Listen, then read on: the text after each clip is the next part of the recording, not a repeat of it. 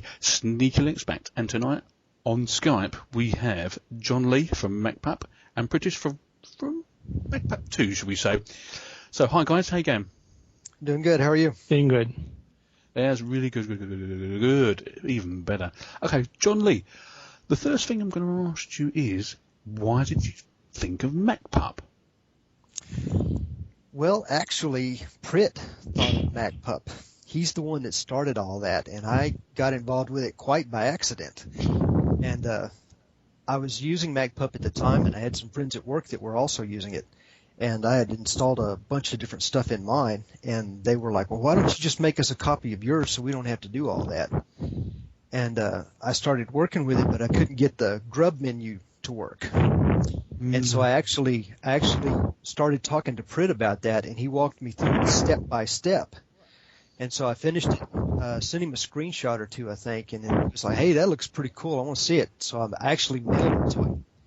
And he liked it and put it out. We've been a team ever since.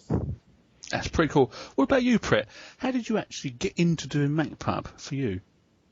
Well, for me, it was like on the puppy forum. Once there were a couple of folks who were starting to request for puppy versions that would suit Mac machines. And I think we had a few discussions, like some people from the forum, like Tux and all those, they got involved. And this idea came to me that we could easily make it using the ICE WM window manager at that time. So that's when I quickly did a remaster of the puppy using the ICE WM window manager with the look that resembles a Mac, and posted a screenshot, and that really got a lot of excitement on the forum. So that motivated me to create the distro, the branch. That's really bloody cool. So what I'm going to ask you, John, first, why would you do something like this? Why? Just to see if I could do it. That's a bloody good answer, actually. Bloody good answer. That's all there was to it. That was the thing that I really liked about Puppy Linux. That was that it came with all the tools you needed to make your own. And it was just more or less a chance to see, well, could I do it? Could I actually do it and pull it off? And then, of course, it worked. And then, I wanted to show, well, hey, look what I did, everybody. And it just kind of took off from there. That's bloody brilliant. What about you, Prit? How long have you been using Puppy? I think maybe for about 5 years. Four that long? Years. That long, really? Yeah, but Macpup, I didn't do anything on Puppy. Like, I didn't create anything. I just used it. We're all Puppy users at the end of the day. I've been using Puppy for about 2-3 years, so you're way beyond me, yeah? Yeah, but I was not involved at all. Not on the forum, not anywhere. I was just a user. Well, like we all started as users, but then once you get older Puppy, you just want to wring its neck and get what you can out of it, don't you? Right. You know what I'm saying? Okay, so we'll go back to Macpup now. Now, we'll go back to Macpup Opera.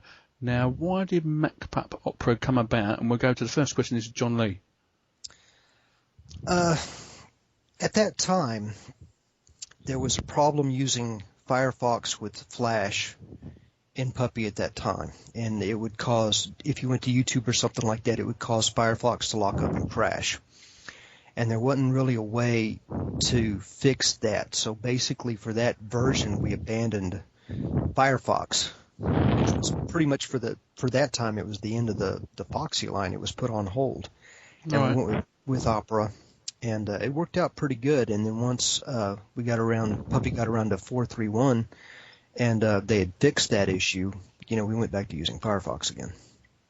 Yeah, at the moment, most people are actually using Firefox, even on Opera at the moment. I've done a few interviews in between getting hold of you two, because the time zones are just a pain up the backside to try and get hold of you. But basically, the pair of you, you're like bloody mice hiding under my sofa, you know what I mean? So Prit, anyway, well, what do you actually do now for a full-time job? I work as a mainframe programmer and a designer. So that's my profession. I've been working on it for the last 10 years now. Oh, a long time. Yep. And you live in the United States now, yeah? Yeah, I'm in the northern part, Minnesota. But is it warm or cold? Because it's bloody cold here. It's pretty cold. It's actually very close to Canada, and it's like one of the coldest places in US. Well, that was a silly place to move to, really, wasn't it, really, when you think about it? But anyway, that was a jokey bit. So, John, you're in where? Texas. Is that warm now? Is that snow? It was 70 degrees today. Oh, shut up. You. Anyway, I'll go next question. Well, let me explain about that. A week ago, Okay. It was 16. No way. Yes, it was 16. I went out one morning and to get in my car and go to work, and it was 16 degrees. And now, a week later, it's 70. And that's pretty much the way it is in Texas. It could snow tomorrow, and we'll have sunshine the day after that, and it'll be 60, 70